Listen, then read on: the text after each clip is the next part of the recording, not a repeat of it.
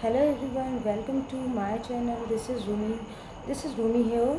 Today I will teach you micro teaching. Micro teaching की अगर हम बात करें तो इसको हिंदी में सूक्ष्म शिक्षण कहते हैं। सूक्ष्म शिक्षण एक तरह से नॉर्मल टीचिंग के कंपेयर में माइक्रो टीचिंग का स्केल थोड़ा डाउन है, लेकिन हम कहीं ना कहीं माइक्रो टीचिंग की को एक ऐसी टेक्निक और एक ऐसी होप, एक ऐसी कंपटीशन, एक ऐसा एक्साइटमेंट की तरह हम अपनी एजुकेशन फील्ड में या टेक्नोलॉजी की फील्ड में माइक्रो टीचिंग को एक ऐसा उत्साह के रूप में जाना जाता है, जिसकी वजह से हम कह सकते हैं आज के टाइम में जितने भी टीचिंग लर्निंग प्रोग्राम्स हैं वहाँ पर माइक्रो टीचिंग की बहुत ज़्यादा बात की जाती है। तो अगर हम बात करें माइक्रो टीचिंग की शुरुआत की, तो उसकी शुरुआत स्टैनफोर्ड यूनिवर्सिटी में एलन के द्वारा और उनके साथ के एरिचन और बुश और भी बहुत सारे साइकोलॉजिस्ट के द्वारा इसकी शुरुआत स्टैनफोर्ड यूनिवर्सिटी में की गई। अगर हम बात करें तो माइक्रो टीचिंग की जो शुरुआत हुई वहाँ पर कहते हैं कि 5 से 7 पीयर ग्रुप्स या क्लासमेट्स के साथ इसकी शुरुआत की गई, जहाँ पर माइक्रो टीचिंग को प्रैक्टिस में लाया गया और कह सकते हैं कि वहाँ पर रिकॉर्डेड टीचिंग को स्टार्ट किया गया, ताकि वहाँ पर जो भी टीचिंग होती थी, वहाँ पर जो भी स्किल डेवलपमेंट की जाती थी, वहाँ पर जो भी प्रॉब्लम्स होती थी, जो भी एरर्स होती थी, उसको रिकॉर्डिंग की हेल्प से, ऑब्जर्वर की हेल्प से या पीयर ग्रुप्स की हेल्प से वो आपस में उसको देखा जाता था। रिकॉर्डिंग भी होती थी, रिकॉर्डिंग से भी उसको चेक किया जाता था और पीयर ग्रुप्स और आपस के लोग भी उसको जज करते थे रेटिंग के थ्रू। अगर हम इंडिया में इसकी शुरुआत की बात करें तो इंडिया में इसकी शुरुआत डी टी तिवारी के द्वारा CPI इलाहाबाद 1967 में इसकी शुरुआत हुई। इलाहाबाद के अलावा यहाँ पर भी इंदौर 1978 में, बुश 1978 में, BK पासी, सिंह, ग्रेवाल, उसके अलावा जोशी और बहुत सारे एजुकेशनलिस्ट ने माइक्रो टीचिंग को अपना काफ़ी सारा कंट्रीब्यूशन दिया। तो कह सकते हैं कि माइक्रो टीचिंग में बहुत सारे अलग अलग लोगों ने माइक्रो टीचिंग की अलग अलग टाइप्स ऑफ स्किल्स बताई हैं, लेकिन हम आज यहाँ पर आपको माइक्रो टीचिंग के कॉन्सेप्ट और उसका साइकिल कैसे चलता है उसके बारे में डिस्कस करेंगे। तो बात करते हैं what is micro teaching. Micro teaching है क्या? माइक्रो टीचिंग की जो हम बात कर रहे थे, एक तरह से टीचिंग लर्निंग प्रोग्राम्स है, जहाँ पर हम स्किल की हेल्प से उनके बिहेवियर में चेंजेस देखते हैं कि जो भी चीज़ हम सिखाते हैं, कुछ बेसिक स्किल्स हैं, बहुत सारी स्किल्स हैं, लेकिन हम जब पीपल टीचर को कंटेंट के साथ साथ खासकर फोकस किया जाता है उनके स्किल डेवलपमेंट कर, ताकि वो जब प्रोफेशनल फील्ड में आ जाएं तो वो अपने अंदर बिहेवियर में चेंजेस को देख सकें कि how to write, how to communicate, how to reinforce, क्या किस तरह से। बहुत सारी स्किल्स हैं जो कि लर्नर्स को सिखाई जाती हैं, और ये इन्हीं को हम कह सकते हैं कि हम किस तरह से नंबर ऑफ़ स्मॉल स्केल पर हम उनको टीच करते हैं, और कह सकते हैं कि वहाँ पर नंबर ऑफ़ पीयर ग्रुप्स या नंबर ऑफ़ स्टूडेंट्स भी कम होता है, और उसके साथ साथ हम 5 से 7 मिनट या 5 से 6 मिनट या 5 से 10 मिनट में उनको एक स्किल को एक बार में ही डेवलपमेंट की बात करते हैं, ताकि जो इनएक्सपीरियंस बच्चे हैं या इनएक्सपीरियंस पीपल टीचर हैं उनके अंदर चेंजेस को देखा जा सके, वो हेल्प ऑफ स्किल अपने अंदर कौशल को डेवलप कर सके, अपने अंदर इम्प्रूवमेंट ला सकें, नॉलेज के साथ साथ वो अपने अंदर बिहेवियर में चेंजेस ला सकें। तो कह सकते हैं कि micro teaching is the one of the innovation है, एक तरह से field of technology of teaching. एक तरह से कह सकते हैं ये टीचिंग ट्रेनिंग टेक्निक्स है, ना कि मेथड, जो कि हम कह सकते हैं इसको इम्प्लीमेंट किया जाता है और बच्चों की कौशल को, बच्चों के कह सकते हैं स्किल को डेवलपमेंट कराया जाता है, इन्हांस कराया जाता है, help of different types of skill. अगर हम बात करें तो अकॉर्डिंग टू एलन 1966 में micro teaching is a scale down teaching encounter in class size and class time. Micro teaching को एलन ने बताया कि एक तरह से स्केल डाउन टीचिंग है, जो कम साइज़ और कम टाइम में इसको प्रैक्टिस में लाया जाता है, प्रैक्टिस की जाती है, बच्चों को इस स्किल को इन्हेंस किया जाता है। उसके अलावा बीके पासीर ने भी उनकी इस डिफिनीशन को कुछ अलग तरीके से डिफ़ाइन किया। उन्होंने माइक्रो टीचिंग को एक तरह से बताया कि वो एक ऐसी प्रैक्टिस है जिसमें चीज़ों को डिफ़ाइन, ऑब्ज़र्व और मेजर और कंट्रोल तरीके से उनको सिखाया जाता है, सिखाकर उनकी स्किल को डेवलप किया जाता है। नेक्स्ट अगर हम बात करें तो फेजेस की, अगर हम फेजेस की बात करें तो there are 3 types of phases.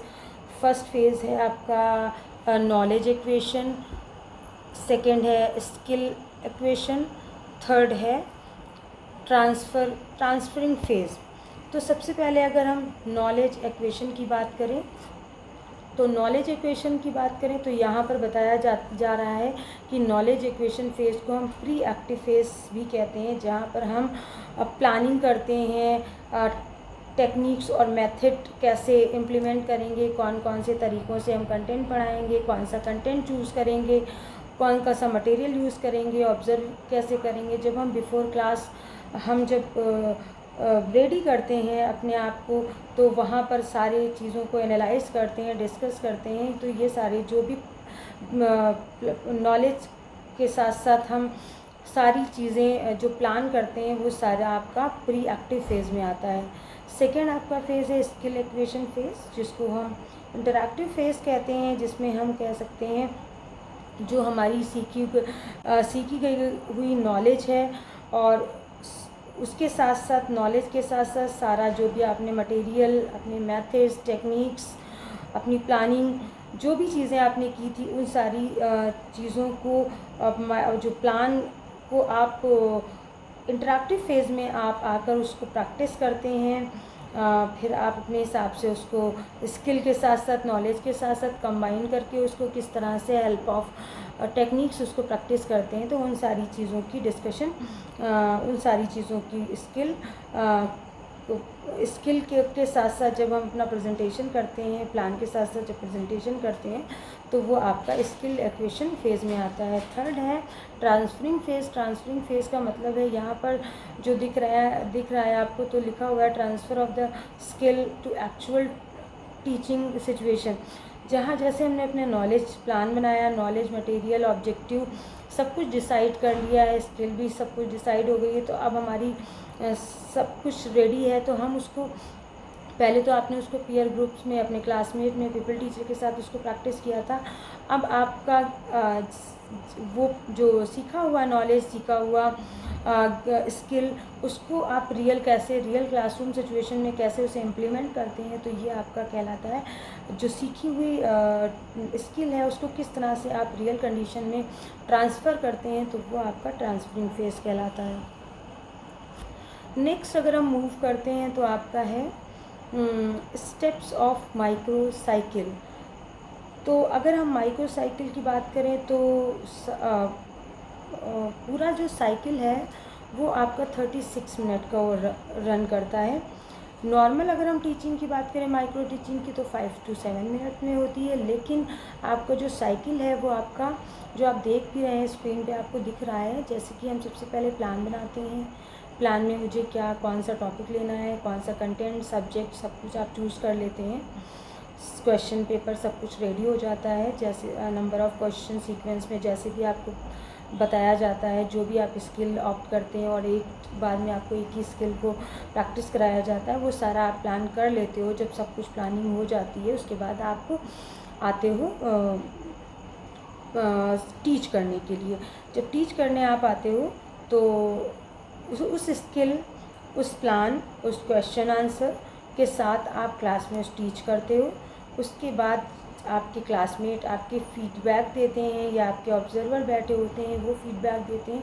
Rating के थ्रू, मैनुअल के थ्रू रिकॉर्डिंग भी कर सकते हैं, रिकॉर्डिंग भी करी जाती है। रिकॉर्डिंग भी करना ज़रूरी होती है, लेकिन अब आपके ऑब्जर्वर होते हैं तो रिकॉर्डिंग का वो खुद ही आपको रेटिंग कर देते हैं, तो रिकॉर्डिंग इतनी ज़रूरी नहीं है। लेकिन हाँ, जब इसकी स्टार्टिंग हुई तो रिकॉर्डिंग से ही इसकी शुरुआत की गई।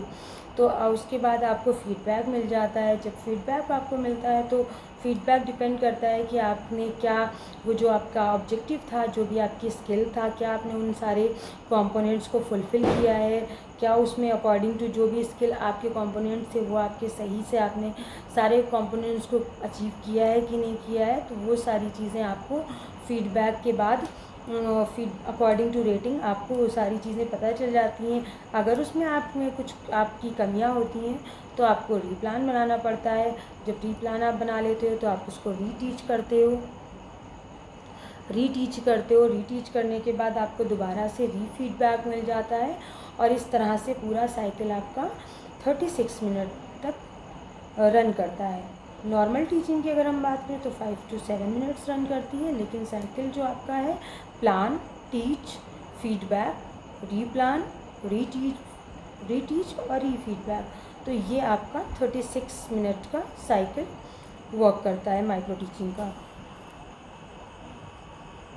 ये माइक्रो टीचिंग का साइकिल मैंने आपको दोबारा से भी डिस्क्राइब किया है। प्लानिंग करते हैं, टीचिंग होती है, उसके बाद फीडबैक मिलता है, रीप्लान बनाते हैं, रीटीचिंग होती है और रीफीडबैक होता है। नेक्स्ट अगर हम मूव करते हैं तो creation of micro teaching setting कैसे होती है। Creation of micro teaching setting, तो यहाँ पर कुछ पॉइंट्स आपको हमने दिखाई दे रहे हैं आपके स्क्रीन के ऊपर।